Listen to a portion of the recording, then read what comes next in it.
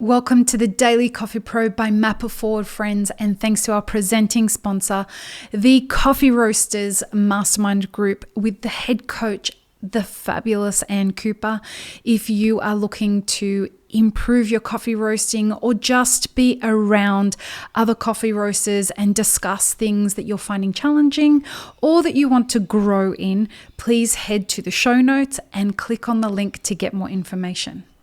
Today on the podcast, we're looking at discussing what you should be doing to figure out if your coffee small business is in trouble. And there are an increasing number of businesses that are not aware that their business is in trouble, but they have an inkling that it may be in trouble. And oftentimes it can be, I don't want to say oftentimes, but there are instances where, especially right now, it can be mostly to have nothing to do with what you've done as a small business owner. And what I mean by that, there are a lot of businesses out there that are closing or only opening part-time because they cannot get staff. And that's not because of something that you as a small business owner have done to contribute to the lack of success of your business. It's simply the economy out there. And I mean the economy of the workforce, not just the economy, the financial economy.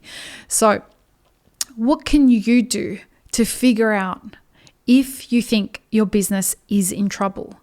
This applies to any kind of coffee small business, whether it's a cafe, a roastery, an online consulting business, an in-person consulting business, an importer, a salesperson, whatever. What can you do to figure out if your business is in trouble? First of all, start at your profit and loss statement. Now, I know this has been difficult for a lot of small business owners to get their head around, but two things. If this is really tough for you, ask your accountant. I would recommend going with the next option rather than doing that, simply because your accountant is going to be hammered right now because of tax season. It's tax season in a lot of places around the world right now. So this is the time for you to start empowering yourself with learning how to read your profit and loss statement. Now, we've had a number of episodes on this podcast, particularly recently, about how to read your profit and loss statement.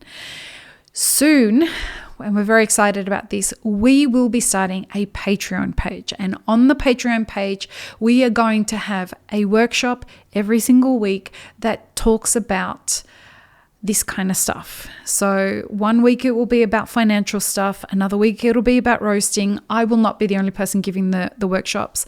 Then another time it'll be about the supply chain and about leadership and about all this other stuff. So think about becoming a part of the Patreon when we launch it so that you can start getting an understanding of this stuff broken down into really easy ways. But if you can't wait till then, what I would suggest is check out the episode that we have on your profit and loss statement, or hit us up and we'll help you figure out the very basics of how to understand a profit and loss statement. And you need to just understand the very basics of that right now, because what we need to understand is how profitable have you been over the last 12 months? How profitable have you been in each of the last 4 quarters? And what does your projection look like becoming over the next 4 quarters? What are the challenges that you're having in meeting your projected targets? And that's the next one. What are the challenges that are ahead of you? Write them all down.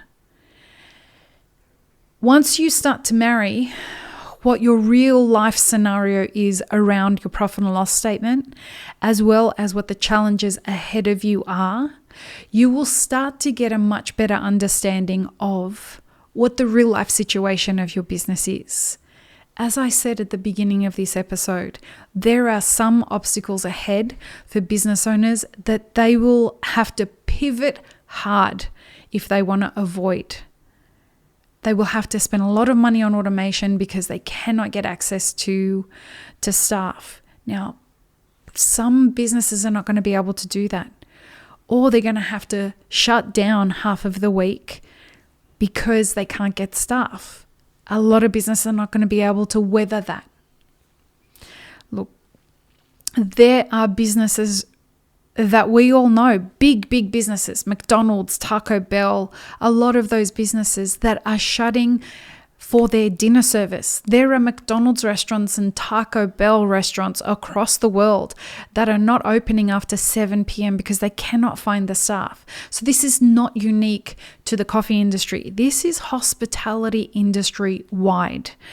I have many friends who have closed restaurants around the world in the last 3 months because they cannot get staff and they are just tired.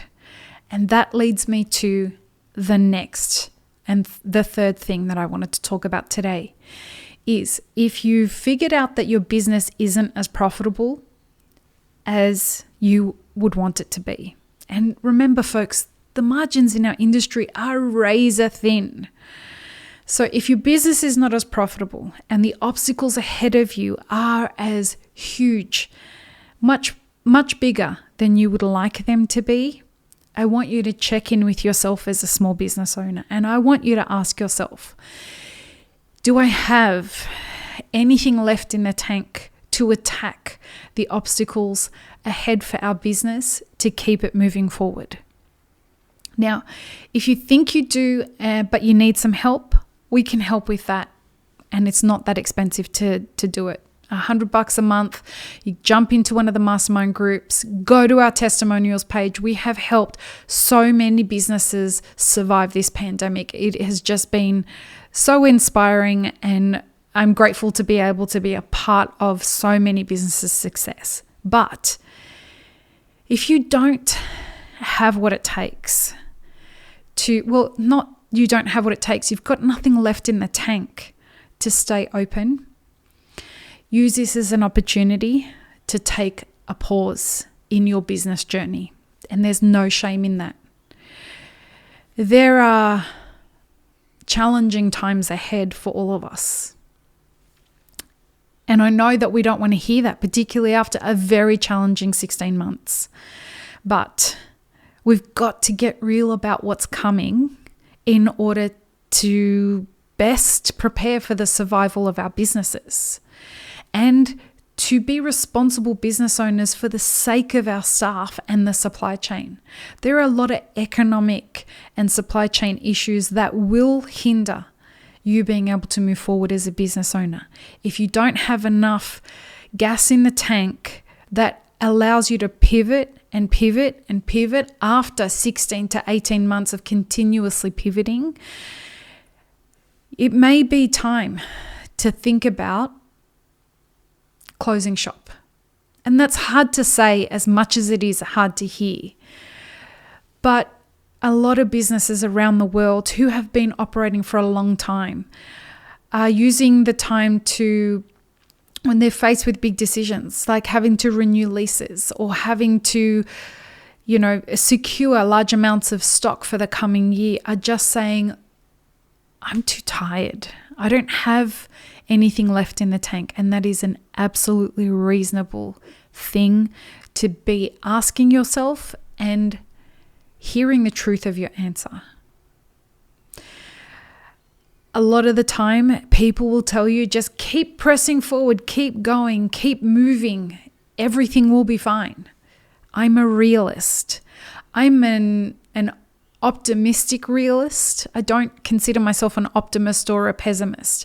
I am a realist. I always look for why things are happening in our favor rather than against us, because I believe that everything happens for you, not to you. And sometimes the reason that things are happening for you is to give you an opportunity to start the next season of your life. It may be time for you to start considering that. If it's not the time for you to start considering that, and you need help in figuring out how you're going to survive the next 4 to 5 years of challenging times, there are resources available to help you.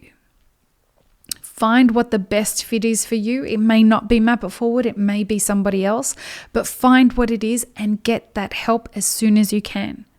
The sooner you prepare, the sooner you'll be ready for some, what I believe are going to be some drastic shifts in the economy and in our industry. So I hope everyone survives. I hope that this is something that works out perfectly for everybody. My fingers are crossed that nobody has to close their business. But the reality is that that's not going to be the case. So I hope that this has been helpful. Peace, love, and peanut butter, friends. Have an amazing rest of your day.